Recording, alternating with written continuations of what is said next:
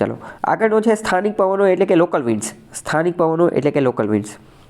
તો હવે આ તો સ્થાનિક હોય, જે તે વિસ્તાર પૂરતા મર્યાદિત હોય, સીમિત પ્રદેશ, લિમિટેડ હોય.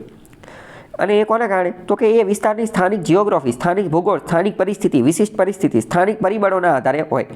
અહીંયા અસમાન જમીનનું વિતરણ હોય, ભૂપૃષ્ઠ, પાણી, એ બધું એના આધારે હોય, જે તે વિસ્તાર પૂરતા હોય. અને ગરમ ઠંડા ગમે એ રીતે હોઈ શકે છે. અને આ દબાણનું એનું નિર્માણ એવું બધું થતું હોય, એના આધારે આ જે છે એ બનતા હોય છે. બરાબર. તો હવે એના આધારે સૌથી પહેલાં પેજ નંબર 73માં આવી જાઓ. એટલે આપણે થોડું જે છે એ વિચાર કરીએ અને એના આધારે આપણે ડીલ કરીએ. 73માં પહોંચી ગયા? ઓકે ચાલો. હવે આપણે દિવસની વાત કરીએ. દિવસ દરમિયાન સમુદ્ર વિસ્તારો કરતાં જમીન વિસ્તારો વધુ ઝડપથી ખાલી જગ્યા થાય છે. ગરમ કે ઠંડા? વિચારીને કહો. દિવસે શું થશે? સમુદ્ર કરતાં જમીન વિસ્તારો ઝડપથી ગરમ થઈ જશે. કેમ? કારણ કે પાણી તો કાચબા ગતિએ ગરમ થાય છે અને કાચબા ગતિએ ઠંડુ થાય છે. તો દિવસે આપણે જોઈએ, દિવસે તો જમીન વિસ્તારો કેવા હશે? ગરમ હશે. એ જ રીતે સમુદ્ર વિસ્તારો કેવા હશે? સમુદ્ર વિસ્તારો સામાન્ય રીતે ઠંડા છે. એટલે સરખામણીમાં, બરાબર, બંનેની સરખામણીમાં. ચલો બીજું, તો કે જમીન વિસ્તારો કેવા હશે? જમીન વિસ્તારો ગરમ હશે. તો હવે જમીન વિસ્તારો ગરમ હશે, તેથી જમીન વિસ્તારો પર ખાલી જગ્યા દબાણ જોવા મળશે. હલકું કે ભારે?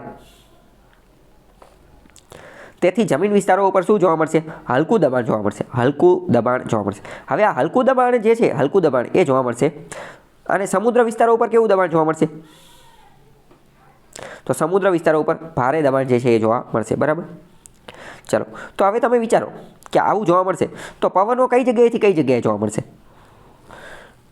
સમુદ્ર જોવા એટલે દબાણ, પવનો ક્યાં? ભારેથી હલકા દબાણ તરફ જોવા મળશે. તો મતલબ જમીનથી સમુદ્રમાં કે સમુદ્રથી જમીનમાં?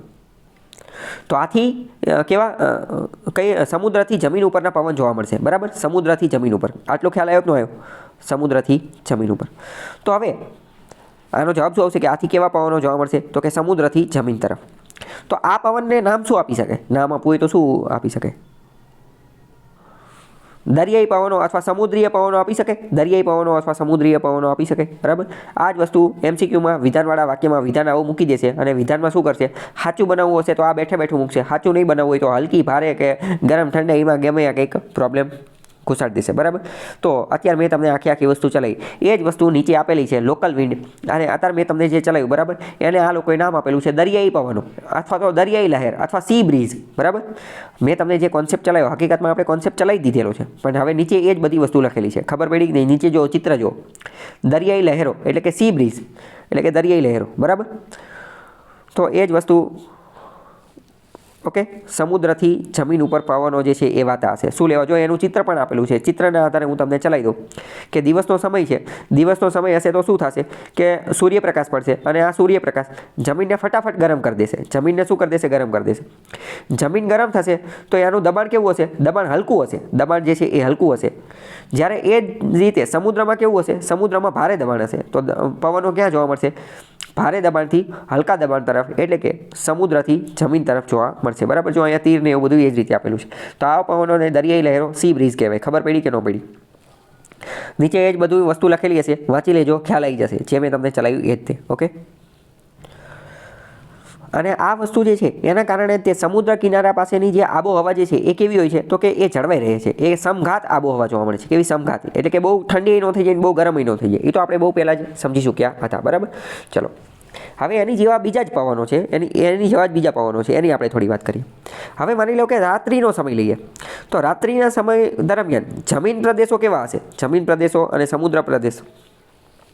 રાત્રિના સમયગાળા દરમિયાન જમીન પ્રદેશો ઝડપથી ઠંડા થઈ જશે. હવે ઝડપથી ઠંડા થશે તો એનું હવાનું દબાણ કેવું હશે? તો અહીંયા કેવું હશે? અહીંયા ભારે દબાણ થઈ જશે. અહીંયા કેવું? ભારે દબાણ થઈ જશે. હવે જમીન વિસ્તારોની સરખામણીમાં સમુદ્ર વિસ્તારોમાં કેવા હશે રાત્રિ દરમિયાન?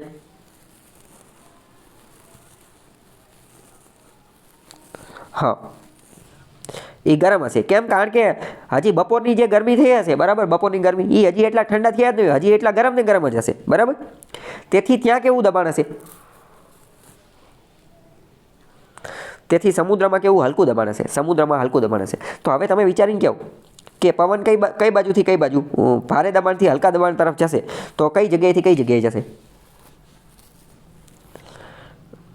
જમીનથી સમુદ્ર તરફ જશે, જમીનથી સમુદ્ર તરફ જશે. તો આવા પવનોને શું નામ આપી શકાય? જમીનીય પવનો નામ આપી શકાય. આવાને શું નામ આપી શકાય? તો કે જમીનીય પવનો નામ આપી શકાય. તો રાત્રે જે પવનો વાય એ જમીનીય પવનો હોય, દિવસે પવનો હોય એ સમુદ્રીય પવનો હોય. બરાબર, આટલું ખબર પડી કે ન પડી? બરાબર. જો એ જ વસ્તુઓ નીચે આપેલી હશે, કઈ દિશામાં જોવા મળશે, શું ઓલું પેલું, એ બધું અત્યારે મેં તમને ચલાવી દીધું. બરાબર. તો જો જમીની પવનો એને કહેવાય, જમીનની લહેરો, એને લેન્ડ બ્રીઝ કહેવાય. એનું નામ શું આપેલું છે? લેન્ડ બ્રીઝ, જમીનીય પવનો. જો રાત્રિનો સમય છે, તારાઓને એવું બધું દેખાડે છે. બરાબર, આકૃતિ જોઈને ખબર પડશે કે સમજાવું? બરાબર. જમીન અને સમુદ્રના જે પવનો જે છે એમાં તમે કીધું એ જ રીતે દિવસે અલગ દિશામાં પવનો જોવા મળશે અને રાત્રે એની કરતાં વિરુદ્ધ દિશામાં પવનો જોવા મળશે. આ આખો ખેલ કોનો છે? આ આખો ખેલ જે છે એ દબાણ અને તાપમાનનો છે. દબાણ અને તાપમાનનો છે.